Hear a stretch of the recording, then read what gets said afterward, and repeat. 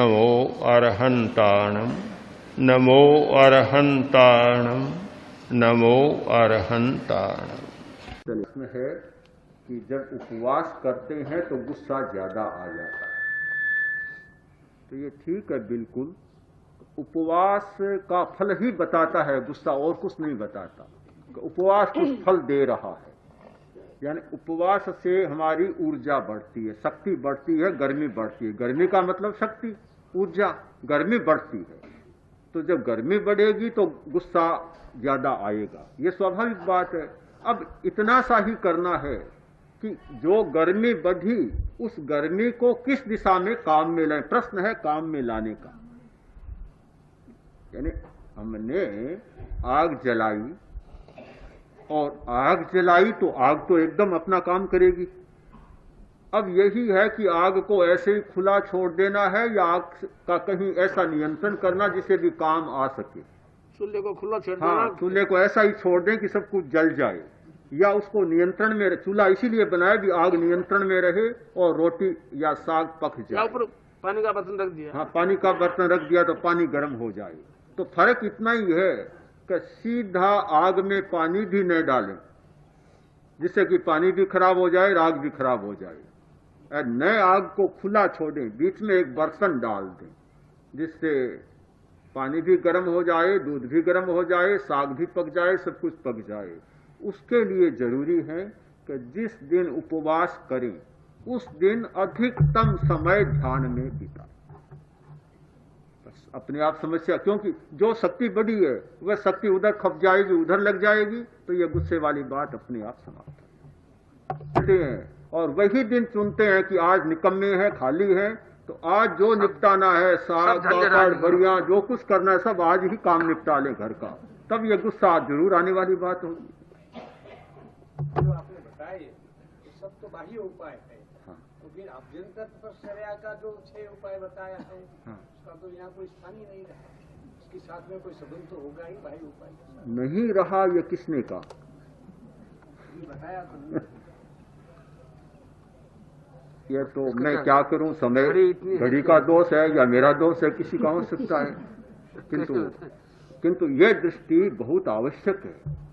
आज का जो एक रुझान है वह सारा है कि इन बाहरी चीजों की कोई जरूरत नहीं। एक बहुत बड़ी बात है कि टॉलस्टॉय की बात मुझे याद आती है। उन्होंने लिखा है कि आज अच्छा जीवन जीने के जो उपाय हैं वे उपाय ही हमारे समाप्त नहीं कर दिए गए हैं, किंतु अच्छा जीवन जीने के उपाय की पहली शर्तें भी समाप्त कर दी गई है।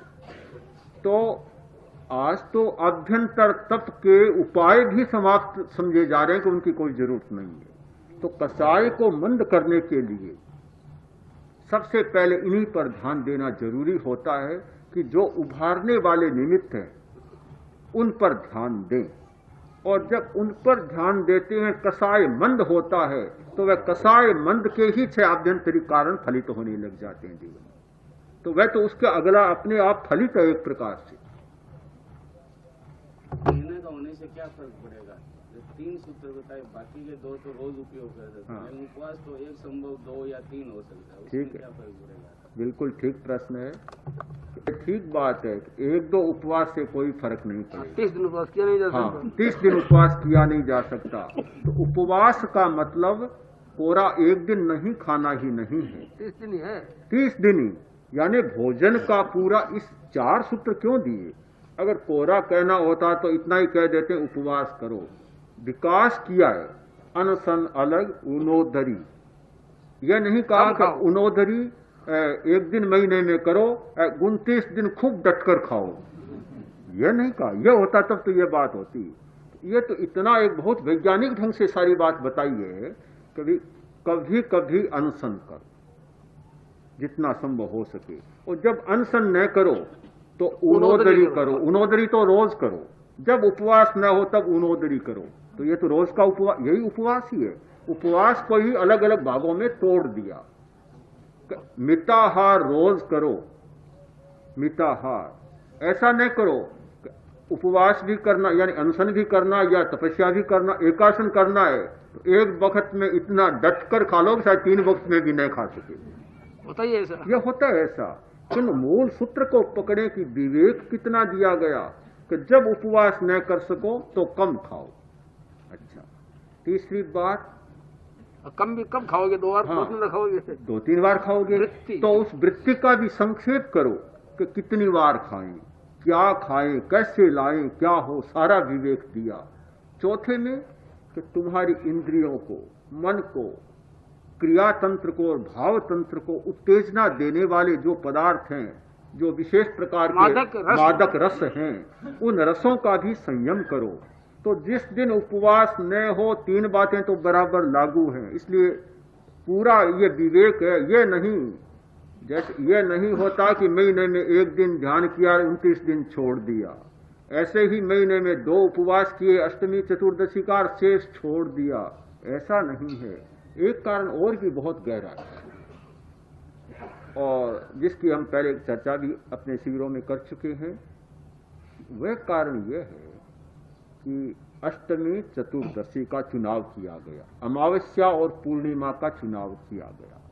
आज के मनोविज्ञान के द्वारा इसको भी बहुत बड़ा समर्थन मिला है कि ये 4 जो पर्व तिथियां हैं, इन दिनों में चंद्रमा की विशेष स्थिति होती है। समुद्र में भी ज्वार आते हैं, विशेष ज्वार आते हैं, और चंद्रमा का और हमारा मन का बहुत गहरा संबंध है। कोई भी ज्योतिष को जानने वाला है, फलित ज्योतिष को, वह जानता है कि मन की सारी गतिविधि का अध्ययन चंद्रमा के द्वारा किया जाता है कि कुंडली में चंद्रमा कैसा है। चंद्रमा देखो, चंद्रमा कैसा। हाँ, अब कहते हैं ना अपना चंद्रमा देखो पहले, तो चंद्रमा के द्वारा सारा निर्णय किया जाता है। तो चंद्रमा मन को बहुत प्रभावित करता है। तो इन तिथियों में उन्होंने सर्वे किया कि अष्टमी चतुर्दशी आत्महत्याएं ज्यादा होती हैं, पागलपन ज्यादा होता है, अपराध ज्यादा होते हैं, आदमी बहुत विकृतियां करता है।